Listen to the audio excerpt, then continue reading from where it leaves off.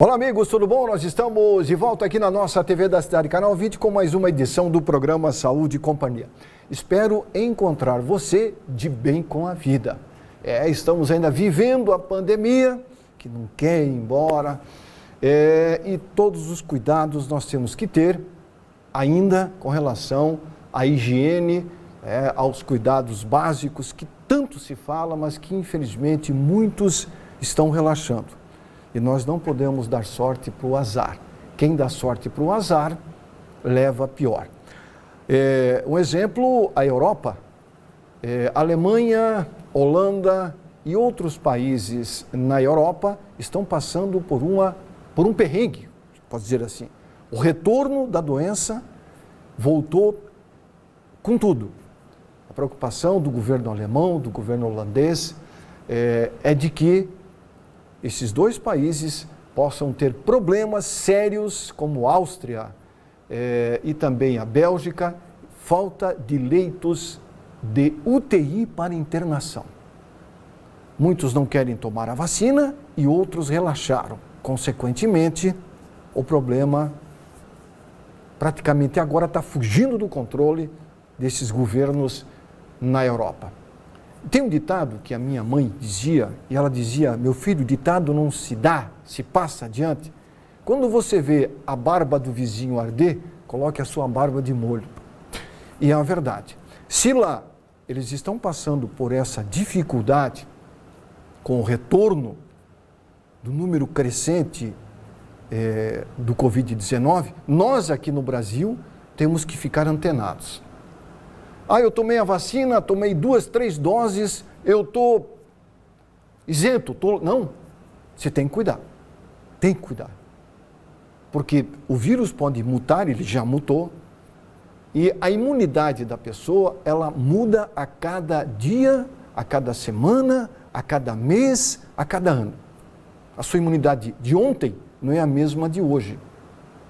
Então, eu estava lendo um artigo sobre vacinas, e ali um artigo muito interessante falava sobre a questão da imunidade. A imunidade de uma mulher, de um homem, de um idoso, de uma criança.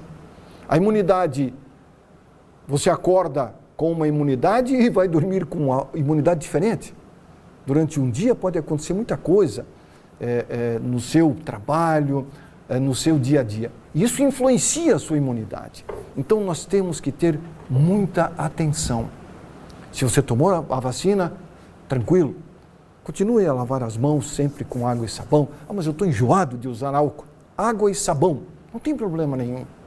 A máscara em ambiente fechado, supermercado, shopping, use. Vai caminhar, tire a máscara, não tem problema nenhum. Parou para conversar com um amigo, se reuniram 4, 5 amigos, um perto do outro, coloque a máscara. Você não vai morrer por causa de usar máscara. Ora, você pode ter problemas se você relaxar e não usar ela e ser reinfectado. Todo o cuidado é pouco. As autoridades continuam a fazer o alerta e nós temos que nos cuidar. Afinal de contas, Deus nos deu um poder que é fantástico, o do discernimento. Ele deu a inteligência para você saber usar ela para o seu bem. Utilize ela para o seu bem. Pense nisso e não pense só em você. Pense naqueles que lhe cercam. Você não vive sozinho no mundo. Você é apenas mais um entre bilhões que habitam o planeta. Ok? Muito bem, o programa de hoje vai falar sobre primeiros socorros. Vocês que acompanham o programa sabem do quanto eu falo da importância de nós assimilarmos conhecimento. Como é bom aprender, como é bom ler, como é bom caminhar, como é bom pedalar, como é bom fazer o bem e é melhor ainda aprender. Você aprendendo, você cresce. Você crescendo, você ajuda as pessoas ao seu redor. E eu sempre tenho dito que todos nós deveríamos ter um curso de primeiros socorros. E o nosso tema de hoje vai ser esse.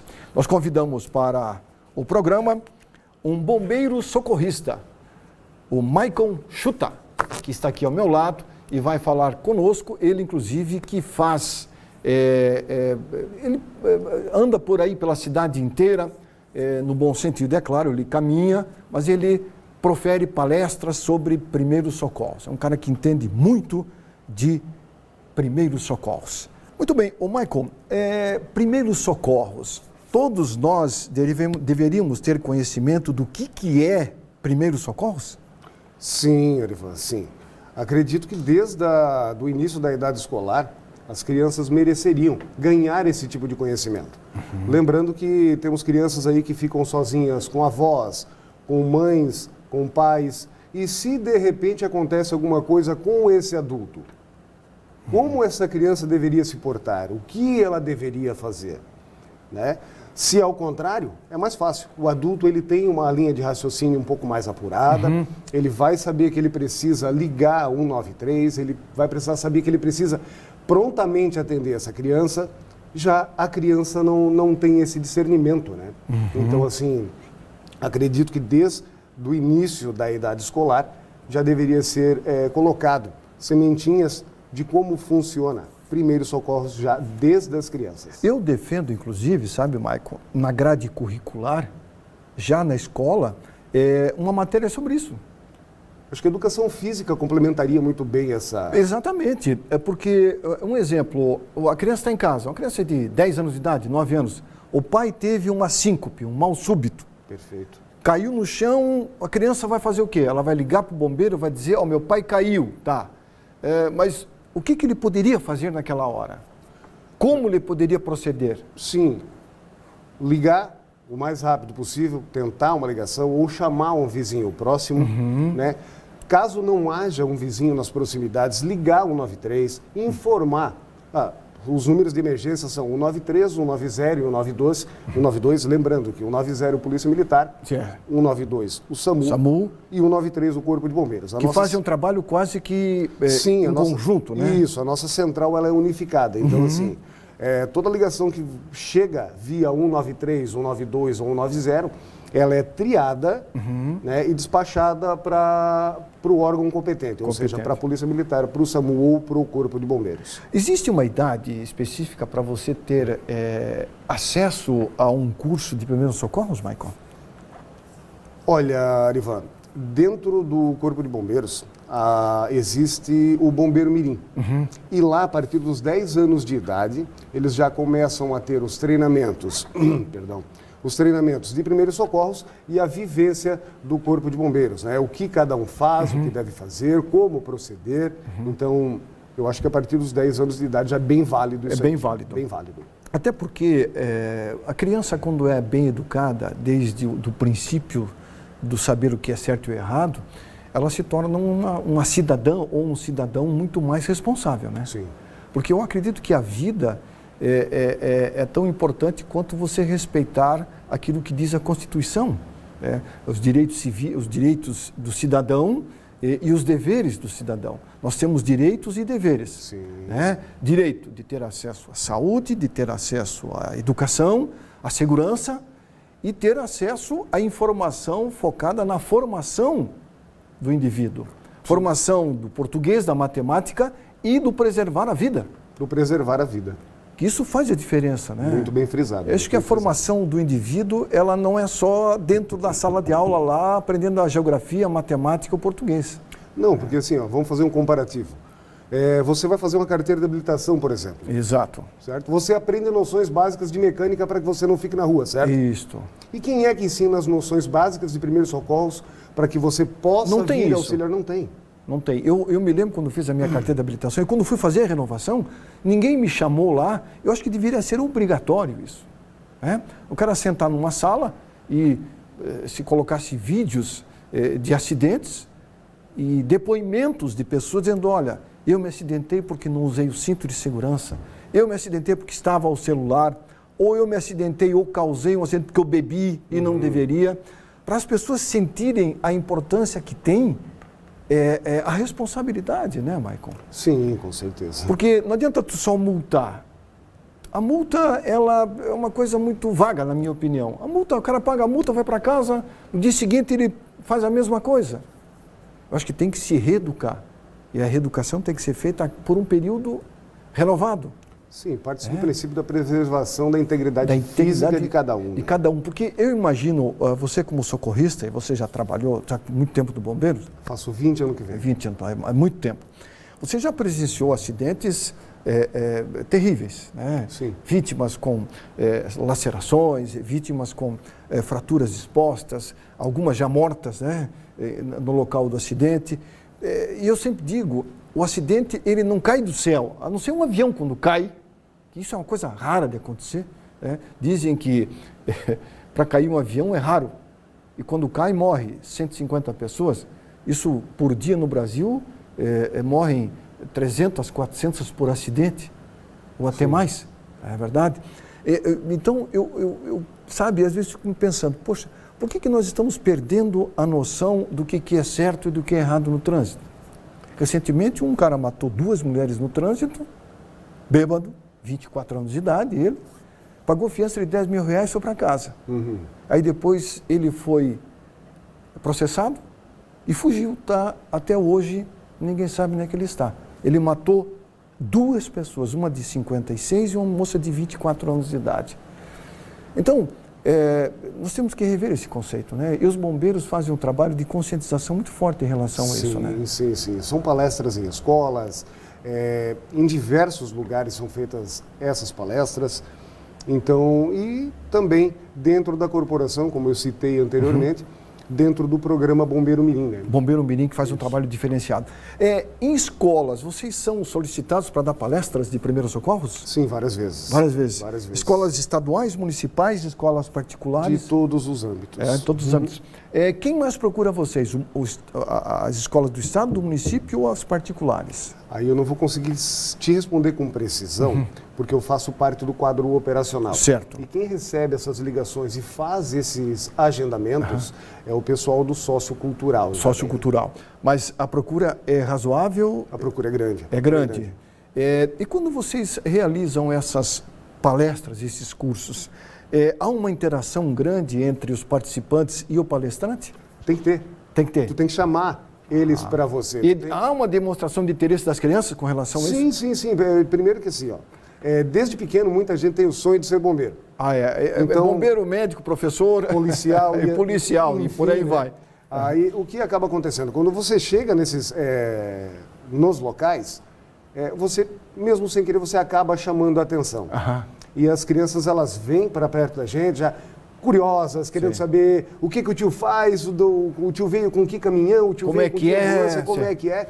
E aí, tu tens a deixa para conseguir cativar mais ainda essa criança, trazer para ti. Aproximar ela e fazer com que ela absorva boa parte daquilo que tu tens para passar para ela. Que é o que a gente estava comentando no começo. Existem pais que moram apenas com, aliás, pai ou mãe, ou crianças que moram até com as avós, que estão sozinhas, e por isso a gente tenta chegar ao máximo nessa criança para que ela consiga absorver certas informações para que, caso haja um acidente, não é o que nós queremos, mas caso haja, ela saiba, no mínimo, como passar a mão no telefone, fazer a ligação. Ó tio, eu estou aqui, vou te dar um exemplo. Isso, claro. Ó tio, eu estou aqui, meu pai caiu, eu tenho tantos anos. Aí o atendente está, teu pai caiu de que forma? Ele caiu de algum lugar? Isso. Os nossos atendentes da Central 193 estão capacitados e treinados a tentar arrancar, no bom sentido, o maior número de informações para passar para a guarnição que vai atender no local, para já ter um dimensionamento do que está acontecendo naquele local. Para chegar no local já com um mapa, vamos dizer assim, meio desenhado já. Pré-sabido do que aconteceu. Uma queda de nível, ou um choque elétrico, ou, enfim, acidentes em casa são inúmeros. Né? Então, uma gama muito grande. Um dos que mais acredito, vocês também devem falar sobre isso, é vazamento de gás. Primeiro socorro também, ele afeta, ou seja, ele está no bojo, né? Tá. Porque como é que eu faço em casa quando seu gás está vazando? Última coisa que tu vai fazer é acender a luz ou um isqueiro para procurar o vazamento. Este é o grande problema. Acende a luz à noite. Em hipótese alguma. Nunca fazer isso. Nunca. Sentir o cheiro de gás, primeira coisa que você deve fazer. Vai abrindo portas e janelas para que ventile esse ambiente. Aerar o ambiente. Tentar chegar devagarzinho, sem muito... às vezes tu tens tá chegando em casa de madrugada com uma pedra no sapato, alguma coisa que possa vir a produzir uma faísca ou qualquer coisa. O ambiente ele já está ali confinado. Propício para uma possível explosão. Então, sentir o cheiro de gás, que você vai acabar sentindo muitas vezes até fora de casa, porque ele vai acabar, o gás ele é mais denso do que o ar, vaza, ele vai vir ao solo e vai procurar saídas. Então ele pode passar por baixo da porta. Você chegando em casa, sentiu aquele aroma desagradável do gás? Primeira coisa, tira o teu calçado, desliga o relógio da luz, devagarzinho você abre a porta e vai abrindo. Calmaria. Com calma. Já aconteceu, já está vazando. Não adianta você querer chegar na corrida, tropeçar, bater em alguma coisa, que um objeto que possa cair, produzir faísca. Uma faísca. Porque o cara assim, pô, que cheiro é esse? Será que é o meu bafo? Aí ele vai... Será que é cheiro... Sabe que a pessoa pode descer de madrugada, o casal sai, né? Deixa a casa fechada e não desliga o gás. E é interessante que a maioria dos acidentes ocorre em apartamento, né? Não é em casa. O gás encanado, né? É o gás encanado. Não por ele ser encanado, mas e sim porque o pessoal ele tem o hábito. De apenas desligar o fogão ali na boca. Não o gás lá. O ideal... Não a chave do gás. O ideal é desligar. Se vai sair de casa, fecha a chave do gás. Não te custa nada. Nada, né? É uma questão de prevenção. E primeiros socorros é prevenção, né? Sim. E não tem coisa pior do que o cara chegar em casa e se deparar com vazamento de gás. Uma situação desagradável. Desagradável, né? E às vezes o cara tomou um vinhozinho, está meio alegre, aí ele cheiro de gás, aí liga a luz. No que ele liga, toca na tomada. Vai depender muito do volume de gás que já tenha vazado. Né? Então, muita atenção, que é uma coisa simples, entre aspas, mas ao mesmo tempo perigosa. Né? Mas salva vidas, né? Salva vidas. O simples fato de você fechar o registro do gás se você for sair por um demasiado tempo. Coisa simples, prática e que pode, primeiro, salvar a vida, evitar prejuízos materiais. Né? Esses tempos difíceis não é fácil. Catástrofes também, né? Catástrofes também. Então, com gás não se brinca. Aliás, nós tivemos um evento aqui em Joinville de um cidadão lamentável, né?